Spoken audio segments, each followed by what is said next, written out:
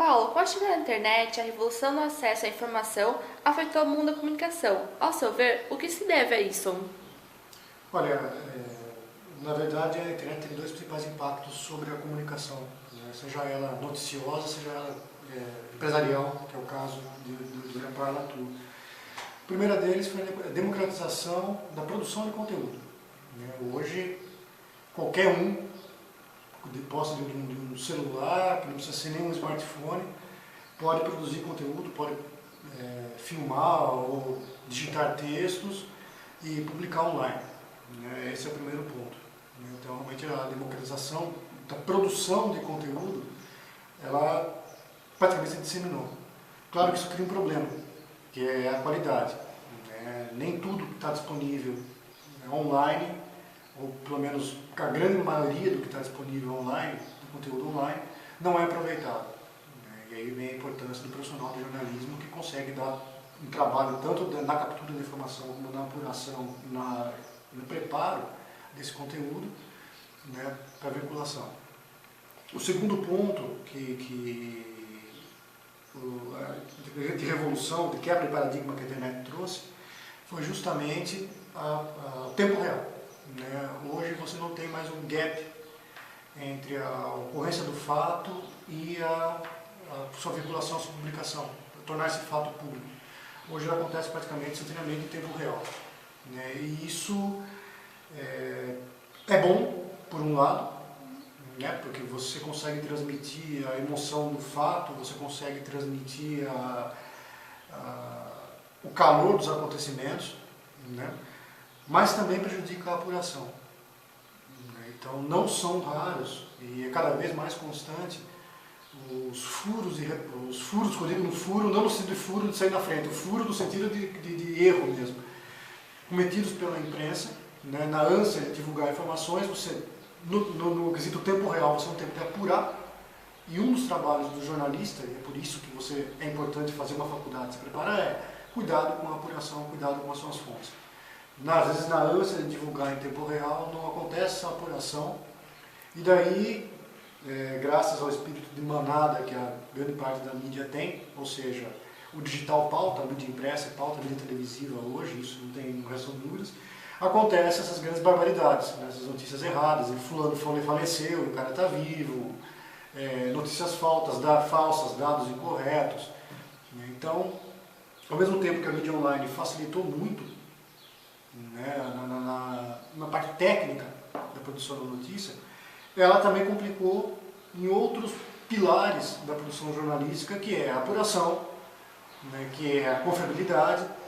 Hoje você tem que tomar cuidado em que blogs você vai se informar, em que sites noticiosos você vai se informar, o que é boato, o que é mentira, é difícil você saber dentro do volume de coisas online que você tem. E, ao seu ver, com a internet, por que o jornalista mudou o seu tratamento em relação à notícia? É justamente isso. Eu brinco que quem achava que a internet, que os meios eletrônicos iam trazer mais facilidade para o trabalho de jornalista, estava enganado. Quando eu comecei, você tinha nas redações o fotógrafo, você na redação o repórter. O repórter saía para fazer a cobertura e o fotógrafo fazia as fotos. Às vezes, dependendo do fato, você encontrava o cinegrafista de TV e fazia um tripé ali. Várias vezes eu entrei ao vivo, por exemplo, cobrindo o jogo no gramado, fazendo cobertura para jornal impresso, entrava ao vivo, às vezes fazendo comentário para a rádio. Hoje você não precisa mais desses profissionais. Um só, de posse de um celular, por exemplo, consegue fazer isso. Consegue capturar a imagem, consegue gravar áudio e consegue fazer foto. Claro, a qualidade não é a mesma, mas você consegue registrar o fato. Então, hoje o jornalista tem que ter um arcabouço de conhecimento muito maior do que ele tinha há um tempo atrás.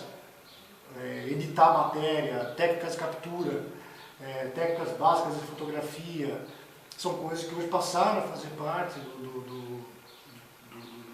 do arcabouço de conhecimento do jornalista, e que antes, porque eu fiz faculdade, por exemplo, em 94, 95, não fazia. Às vezes você sabe o preconceito, inclusive, porque você é fotógrafo, você não é jornalista. E hoje em dia você tem que fazer tudo. E quais as mudanças que você vê no profissional de jornalismo diante dessas novas tecnologias?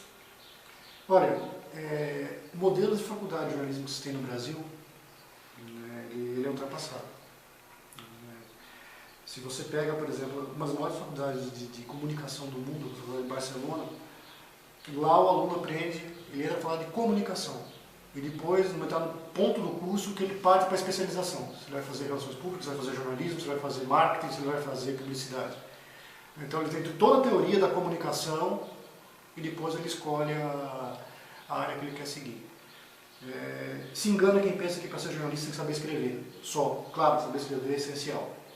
Se você não sabe escrever, você tem que realmente procurar uma outra profissão. Mas não é só isso. Tá? Hoje o jornalista, além de ter uma visão excelente de geografia, história, de um pouco de psicologia, sociologia, ele também tem que ter, querendo ou não, visões de marketing, de publicidade, de assessoria de imprensa, né? Ou seja, o jornalismo hoje nunca envolveu tantas disciplinas, tantas multidisciplinidades como hoje. Por isso que eu defendo, particularmente, a formação do profissional de comunicação, apto a trabalhar em qualquer segmento da comunicação, que não só o jornalismo, que tem, obviamente, suas peculiaridades, mas você vê na realidade do mercado vários jornalistas migrando para áreas de assessoria de imprensa, cuidando do departamento de marketing de empresas, cuidando de comunicação interna, trabalhando junto com a RH, né, fazendo textos publicitários. Por quê? Porque hoje em dia essas fronteiras da comunicação elas estão se diluindo. E isso também se deve à internet.